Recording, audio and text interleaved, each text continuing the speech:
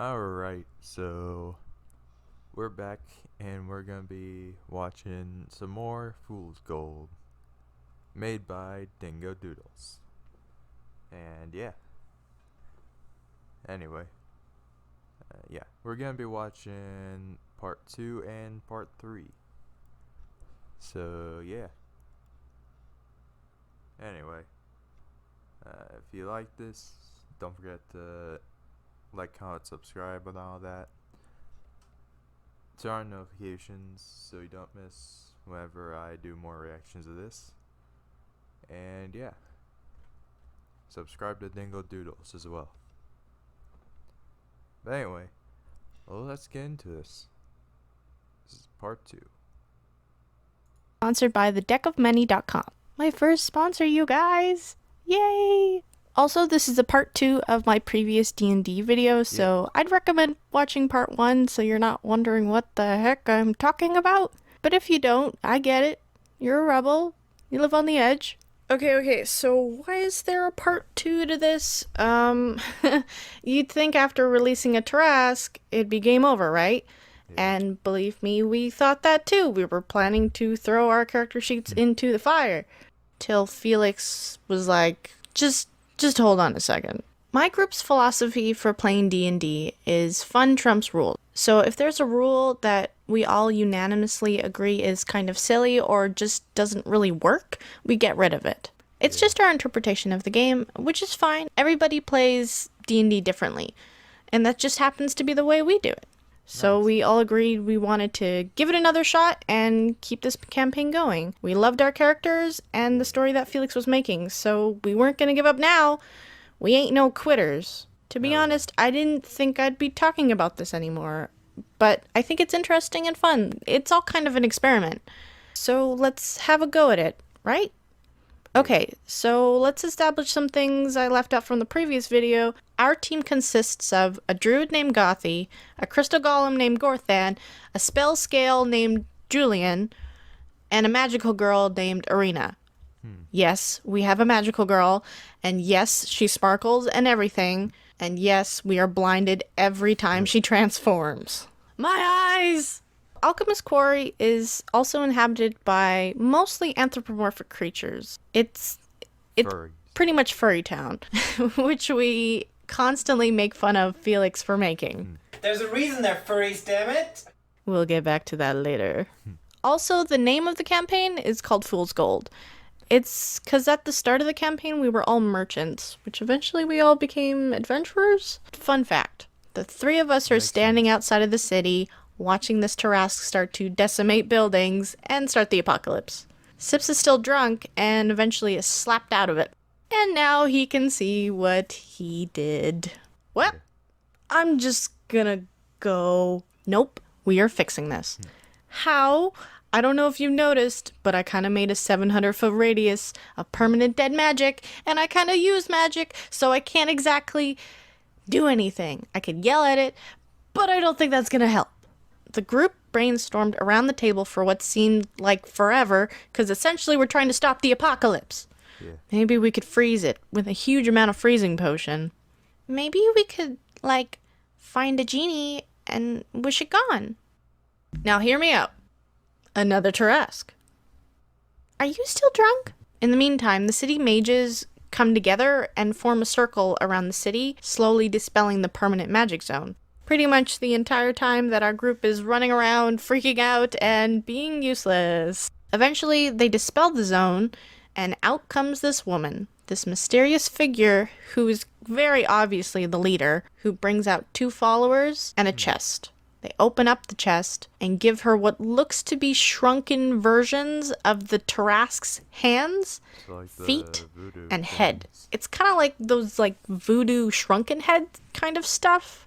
Creepy. She puts them on and starts to control the Tarrasque using magic, like some kind of crazy puppet master. Extra creepy. Right at that moment when she starts to use the voodoo that she do, all the anthropomorphic NPCs in the town start to freak out. Like they're on fire, but there's no fire. It seems like the magic that she's using is affecting the citizens, but only the furries. And then Sips feels it too, but only in his cursed arm. It's like somebody dipped your arm into acid. Great. Should we deal with that? Nope, this is fine, this is perfect, this is great. Yep. This is fine. Sips tries to cast sleep on himself to try to get away from the pain, but he fails his concentration check because he feels like he's burning in acid. Gothy quickly shoves a sleeping potion down Sips's throat to make him fall asleep, but he succeeds his save, so his body won't take it and he won't fall asleep. I'm just rolling saves like go to sleep, damn it, but he keeps succeeding. So while this is happening, all the mages surround this lady and buffs her constitution to double the amount of the Tarrasque. So essentially bumping her HP like a madman.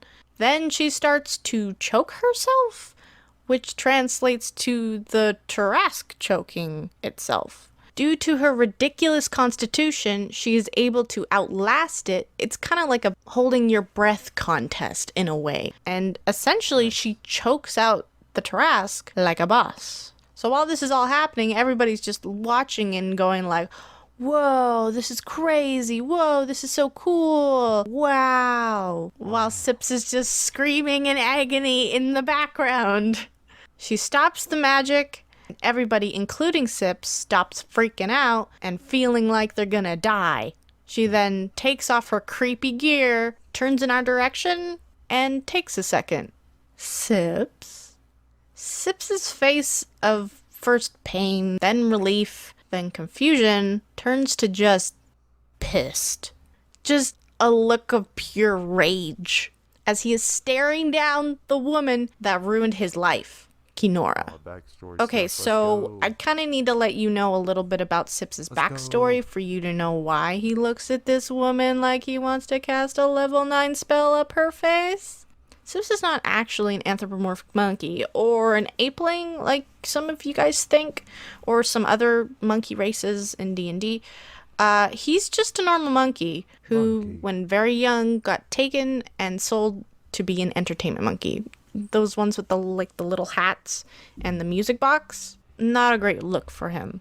He's just a monkey who hated his life. Till one day, a mysterious figure came up to Sips's owner, Hodge, and asked to buy Sips's hands and feet.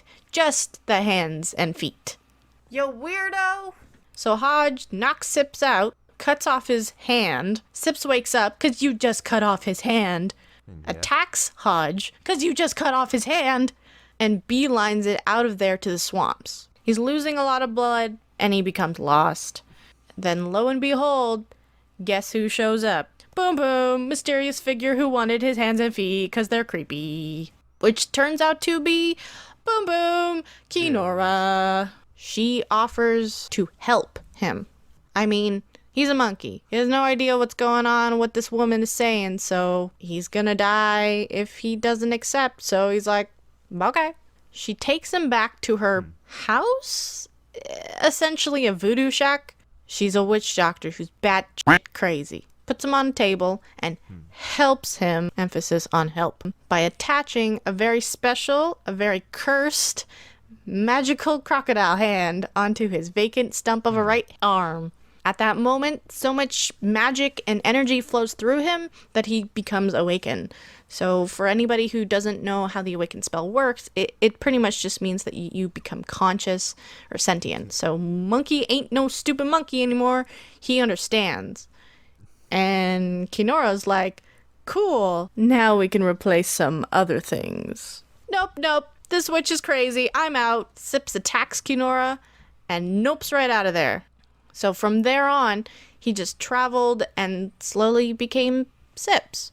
So you can get why he stares at this woman with the rage of 1,000 suns. He also got But I'm pants. gonna leave it here for a part 3 because the video is getting a bit long. I'm not really sure how you guys are gonna react to this video, but I had fun making it, so I'm happy. That's what I will counts. also be putting out an animated story video in between these, probably, unless the urge hits me to just keep going with part 3 like right away.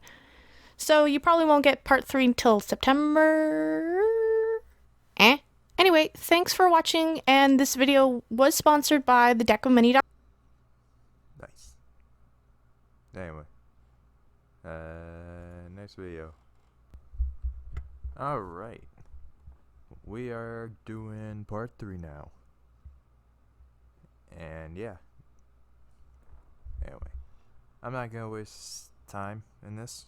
I'm just gonna jump right into it. So yeah. 3, 2, 1, go. This video is sponsored by the Deck of Many Animated cool. Spells Kickstarter. Let's do this.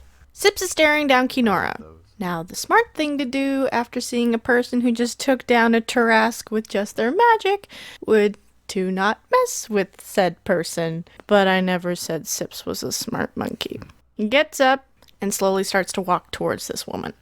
And in his mind, all you can hear is murder, murder, murder, murder, murder. And you better believe I'm rolling to see if he finally fails his saves against that sleep potion that is still in his system so he can fall unconscious. 'Cause by this point, everyone around the table is chanting, pass out, pass out, pass out. 'Cause if he attacks Kinora, if this turns into a fight, we can't win. She has an army of furries, crazy voodoo magic, and the ability to control a Tarrasque. Ain't nobody messing with that. Also, real quick, Dingo. You missed an opportunity to put a JoJo meme in there when Zips was walking to Kinora. Anyway. Sips don't care though. He's a problematic Okay. monkey child with revenge issues. He reaches Kinora despite fighting against the sleep potion. So, funny seeing you. And he chokes her. Murder, murder, murder, murder! What is with our campaign and choking? Sips casts lightning bolt right there and then, zapping the living shit out of her. It was very satisfying. And then... he gets knocked out by a guard. I mean, he just did attack their leader, so... Fair Then he enough. wakes up. In jail. Fuck! Sips? In jail with him is an NPC, Ohio Jack. Jack is that NPC you constantly forget exists, but is pretty important to the plot. So finally when he shows up, you're like, ah, Jesus! Jack is actually the reason we're in Alchemist Quarry, so technically this is his fault. The main plot for Fool's Gold is Jack hired the gang to travel around exploring these ancient ruins that were once inhabited by an ancient race called the Foreclaimers that disappeared over 2,000 years ago. And our Okay. job is to go in there, get information, and these really big crystals. Like big enough to crush your grandma with. The group's not too fond of him, and Sips really doesn't like him. And now they're in jail together. Awesome. So apparently they threw him in jail because they think Jack released the Tarrasque because he was at the scene of the karaoke. Wait. So you're telling me you released the Tarrasque? Yeah. While singing karaoke? Yeah.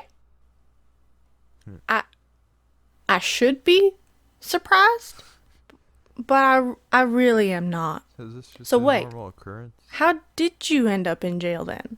Tried to electrocute the leader lady. Witch. Yeah, that's not great. Sure felt great. Hey, Sips, psst, over here. Gothy and Arena find Sips through a prison window and try to help him escape. I ain't going anywhere. I gotta murder a witch. Doctor. Well, then what do we do? Go get Sneeze. You mean Sneeze, an NPC that is super important to the story, the same Sneeze that is your loyal companion in Sips's plotline and growth as a character? The same Sneeze that you have not mentioned in any episode so far? Yeah. Yeah. And bring the giant mech dragon. You also mean the giant mechanized dragon that we found in an ancient ruin? Yeah, all that crap.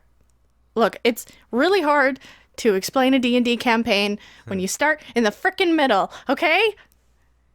Fair enough. Gothy transforms into a mouse and hops into Sips's pocket. He and Jack are taken to the interrogation room where they meet face to face with Kinora. Remember to keep composed, Sips. I am super composed. He sits with super composure. So, let's start over with less murdering and have a civil conversation. Great. Do you know why my city is inhabited by anthropomorphic creatures? I don't know. You held this really rad furry convention and they just never left? No. So, pretty much, this is how it works. She explains that she would grab random individuals and do essentially what she did to Sips to them. So, cutting off their hand, splicing them with another creature. The creature eventually takes over, and when the process is over, they lose their memory and become part of Kinora's creepy voodoo-controlled army. See? I told you there was a reason they were furries. Yeah, it's not great. Sips is kind of the unique case because he's the first animal she's done this to. The interrogation goes on, some snarky comments back and forth with Sips and Kinora, then Sips tells her about releasing the Tarrasque. Wait. So you're telling me you released the Tarrasque? You think you cast the 700-foot permanent dead magic in my city? Yeah, not my finest moment. Didn't really expect it over karaoke. Kinora laughs in Sips's face and goes, "You can't cast magic." What? You're just a simple stupid monkey. Excuse me? I added some parts to you, yes, but nothing that would make you cast magic. You're literally just a monkey with an exotic hand attachment. What the heck are you talking about? Of course I can cast magic. I sure as heck shocked the garbage right out of you with a lightning bolt of magic. How do you explain that? Huh? Weather. Can I go now? Shut up! Look, why don't we stop talking nonsense and you listen to my offer? I will answer any questions you have. I mean, I have a feeling you don't remember everything that happened that night, do you? What does that mean? What does that mean? I'll tell you everything if you agree to allow me to experiment a little bit, maybe even add some things. I mean, I can teach you how to deal with your curse. You can become quite powerful. Okay, so Sips can learn about everything. He can probably reverse things, control wild magic, the curse, heck, become even more powerful. This is an opportunity. Sips leans in close to Kinora. Go to hell. And he casts lightning bolt at her. And it goes wild. And you know what happens? What magical crazy spell Felix rolls on this wild magic chart for today? Huh? Guess what it is? Nothing. Absolutely nothing happens! See? You can't cast magic. And the next branch That unfolds was into my the darkness. I turn into an owl and fly out to see what's ahead. Alright, screw you ads. At that moment, Gothi transforms back into herself and straight up slaps Kinora right across the face. Roll initiative, because now we're in it. Typical D&D from 0 to 100 in a second. Yeah. Kinora takes control over the guards with her crazy voodoo magic and attacks Gothi and Jack. Oh, this is really good. I forgot that she can puppeteer all her people. Nice. Then Kinora turns to Sips, and floating behind her is not 1, not 3, but 9 severed hands of different creatures. Oh, hands. Why did it have to be hands? Oh, and attached to each individual finger of each individual hand is a razor sharp whip. Oof. Cool. So now I'm fighting against a crazy hand-obsessed lady who has 1, 2, 3, 4, a lot of whips. Do you know how many attack rolls that is? I don't know, like 40. Also, I think that kind of reminds me of, I think it's JoJo Part 4. Or I haven't watched Part 4 yet, but I'm pretty sure the villain in there was obsessed with hands. So, I don't know. I don't know if that's a JoJo reference, but A lot. Sips dodges her attacks at first. Oh, and while she's attacking, first. she's like, let me experiment on you. We can work together. Let me take you out for lunch and shit. Go fuck yourself, you crazy witch. I'd rather die. Well, I mean, it's gonna happen if you keep this up. Shush! Sips shoots off a spell. Ha! But it goes wild again. There it is. Ah, nuts. And now you can only speak Goblin until you cover your head in water. So now my teammates have no idea what I'm saying, and I'm pissed. This woman is right in front of me, right for the murdering, and I can't do a damn thing. This is Sips' chance for that sweet slice of revenge cake, and I'm messing it up with stupid goblin nonsense. Everything is going to hell. So, you know, typical D&D session. Yeah. Then Gothy whistles, and bursting through the door is a large shark. Hound. Oh, Jawbone. Gothy's familiar. he's cool. Jawbone is pretty much of a dog and a shark had a baby, a murdering amphibious teeth machine baby that also breathes fire. That's the same. That's basically the same thing as Gyarados in Pokemon being able to learn Fire Blast. Homebrew. So now, just in this small interrogation room, we got a big fire-breathing biting machine, possessed guards, Gothy, a very soiled, scared Jack, a very pissed-off Sips, and a lady with hands. Yeah. A lot of hands. Not great. Then Sips feels a twinge in his right crocodile arm, and it starts to move on its own as it's being controlled by Kinora. She then uses her voodoo possession magic to cause Sips' arm to cast a burst of wild magic. Felix rolls for the chart, and he goes, oh, okay.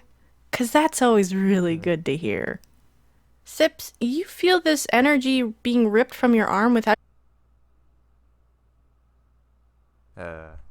your control, and you see Kinora in front of you, and then you don't, as she is gone. Just like that. Apparently, when she cast the wild magic through Sips' arm, the magic triggered was she stopped time for 5 minutes. And then she just straight up peaced out. Is that a JoJo reference? Sips? Oh, and your curse grows by 5%, so you're at 35% now. Yeah. Motherfuck! This video is brought to you by the Deck of Many Animated Spells Kickstarter. These are cool. They're making convenient reference cards for 5e edition D&D of monsters, NPCs, conditions, and right now they're running a Kickstarter campaign for animated spell cards. I mean, look at this stuff, you guys. We got Acid Splash, Firebolt, Dancing Lights. Maybe don't use that one. Bad things happen.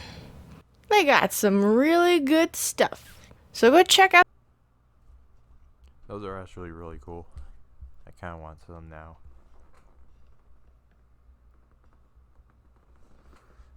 Alright though, that was part 2 and 3 of Fool's Gold. So yeah, I enjoyed these episodes. Hopefully you did. And if you want to watch the original, go to Dingo Doodle's channel. Also, I don't know if this is true or not, but I think a new episode is coming out. Maybe very soon. I don't know. Anyway. Yeah. I have a long way to go until I get there, so yeah. Anyway. Hopefully you enjoyed this video. Like, comment, subscribe, do all that stuff. And yeah, hopefully you enjoyed, and I'll see you in the next video. Bye.